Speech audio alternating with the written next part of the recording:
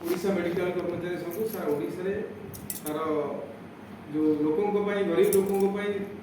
जो न्याय दाबी की जो सरकार पाखे पहुँचे कि गोटे बहुत बड़ संगठन तैयारी करते 1976 मसीह आज पर्यंत गत 2 वर्ष पर्यंत आमर समस्त आदर्श आम जहाँ आदर्श बोली मानु कृष्णचंद्र पात्र विशिष्ट समाजवादी सी आज पर्यंत नौ कृष्णचंद्र पात्र देहांत पर 2 वर्ष पहला से जगह फाँका था टेम्पोरारी से रखी किंतु किसी लोक भर फ्राक्शन नॉर्मल ना जो गत रविवार दिन जो मेडिकल कर्मचारी संघर जो बैठक होता है किसी लोग ससंतोष व्यक्त करते समस्त घर भितर अच्छी किंतु राजा भाई नेतृत्व में गतकाली सेटा आपस समाधान होती समस्ते यूनानिमसली कहते आगु हिंद मजदूर सभार जो आदर्श जो आइडियोलॉजी अच्छी समाजवादी चिंताधारा से चिंताधारा समस्ते काम कर गरीब लोग जो तले पड़ते जो मैंने ग्रुप डी कर्मचारी जो मैंने अच्छा से सब सामाजिक अर्थनैतिक से केमी हूँ डेभलपमेंट हम से प्रमोशन हम केमी दरमा बढ़ केमी सोशल सिक्यूरीटी बढ़ से विषय बर्तमान यूनानिमसली गोटे एजेंडा प्रस्तुत करके सरकार प्रस्तुत हम से यूनियन से ही कार्य नहीं आगे कर समस्ते मिसिक हिंद मजदूर सभार जो समाजवादी चिंताधारा अच्छी से समाजवादी चिंताधारा जो मैंने रही से हिंदू मजदूर सभा को आगे बढ़े से ही लक्ष्य रखिकी आज फाइनाल है काली राजा भाई पाखे जे आगु ओडिशा मेडिकल कर्मचारी संघ आगु जीव समस्ते भी कहले राजा भाई की मैंने एम्पावर कले जे आगु ठीक समय ठीक जिनस ठीक भाव में चलियो बोली से समस्ते निष्पत्ति ने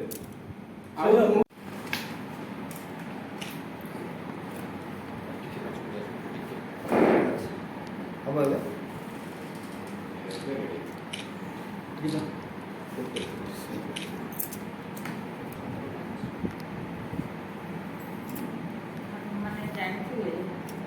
ओडिशा मेडिकल कर्मचारी संघ जोटा कि आमर जो विश्वनाथ पंडित जी नीति आदर्श ए क्षेत्र में काम करुवा प्रत्येक लोगों प्रति जो अवदान रही नेतृत्व परे आमर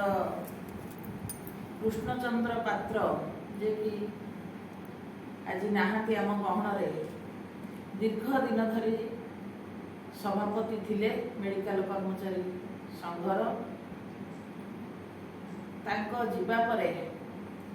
आसंता 17/5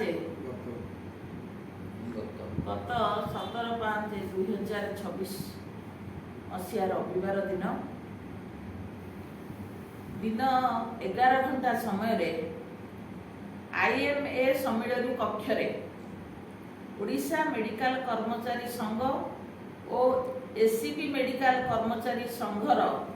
एक गुरुत्वपूर्ण राज्य कमिटी बैठक अनुष्ठित होइथिला। एठारे ओडिशार 26 जिलार मेडिकल कर्मचारी संघर प्राय 70 कर्मचारी जोगदे संघर सांगठनिक कार्य उपरे पुंखानुपुंख भाव आलोचना करथिले। परिशेष सर्वसम्मति क्रमे ओडिशा मेडिकल कर्मचारी संघर राज्य सभापति भाव श्रीजुक्त रणेन्द्र प्रताप स्वाई जे कि पूर्वतन मंत्री वर्तमान विधायक तांकु एठी सभापति भाव निर्वाचित करा जाई थिला। एहाकु किछि कर्मचारी से मेडिकल संघर असंतोष प्रकाश करथिले। तेणु गतकाली अर्थात 27/5/2026 तारीख दिन 12 घंटिका समय कटक जिलार आठगढ़ ରଣେନ୍ଦ୍ର ପ୍ରତାପ ସ୍ୱାଇଁଙ୍କ ବାସଭବନରେ ସମସ୍ତ ଯେଉଁମାନେ ଅସନ୍ତୁଷ୍ଟ ଥିଲେ ଏବଂ ଯେଉଁମାନେ ଆମ ସହିତ ଥିଲେ ମିଳିତ ଭାବରେ ରଣେନ୍ଦ୍ର ପ୍ରତାପ ସ୍ୱାଇଁଙ୍କ ପାଖରେ ଉପସ୍ଥିତ ରହିଲେ। ଆମ ଭିତରେ ଗୋଟେ ଆପୋଷ ସମାଧାନ ହେଲା। ସେଇ ଯେଉଁ କର୍ମଚାରୀ ଯାଇଥିଲେ ତାଙ୍କ ନେତୃତ୍ୱ ଏବଂ ତାଙ୍କ ସହିତ ଅନ୍ୟାନ୍ୟ କର୍ମଚାରୀ ଦୁଇ ପକ୍ଷରୁ ସେଠାରେ ଉପସ୍ଥିତ ରହି ଦୀର୍ଘ ଦିନ ବା ଆଗକୁ ସେମାନେ ଏଚଏମଏସରେ ଅଛନ୍ତି, ଏଚଏମଏସରେ ପ୍ରତ୍ୟେକ କ୍ଷେତ୍ରରେ କାର୍ଯ୍ୟ କରୁଛନ୍ତି ଏବଂ କରିବେ ମଧ୍ୟ, ମିଳିମିଶି କାର୍ଯ୍ୟ କରିବେ। ଆଗାମୀ ଦିନରେ କୌଣସି ଅସନ୍ତୁଷ୍ଟ ରହିବ ନାହିଁ, ଏହି ପ୍ରତିଶ୍ରୁତି ଦେଇ ସମସ୍ତେ ମିଳିମିଶି ରାଜା ଭାଇଙ୍କ ସହିତ କଥାବାର୍ତ୍ତା ହେଇକି ଆସିଲେ ଏବଂ ଆଗକୁ ଏ କାର୍ଯ୍ୟକ୍ରମ ସଠିକ୍ ଭାବରେ ଓଡ଼ିଶା ସାରା ଚାଲିବ ବୋଲି ସେ ପ୍ରତିଶ୍ରୁତି